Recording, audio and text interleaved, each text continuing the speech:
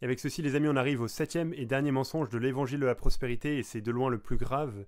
C'est une corruption du vrai évangile. Parce que le problème de l'évangile de la prospérité, c'est pas tant qu'ils enseignent des mensonges, même si c'est un problème, comme on a vu, mais c'est aussi qu'en le faisant, ils cachent la vérité. Ils se privent eux-mêmes de la vérité, ceux qui enseignent ça, mais ils privent aussi ceux à qui ils enseignent de la vérité du vrai évangile. Et là encore, la Bible nous a mis en garde contre ça. Quand Paul il écrit aux Galates, il les reprend parce qu'ils sont attachés à un faux évangile. Il dit au verset 6, « Je m'étonne que vous vous détourniez si vite de celui qui vous a appelé par la grâce de Christ pour passer à un autre évangile. » Ce n'est pas qu'il y a un autre évangile, mais il y a des gens qui vous troublent et qui veulent déformer l'évangile de Christ.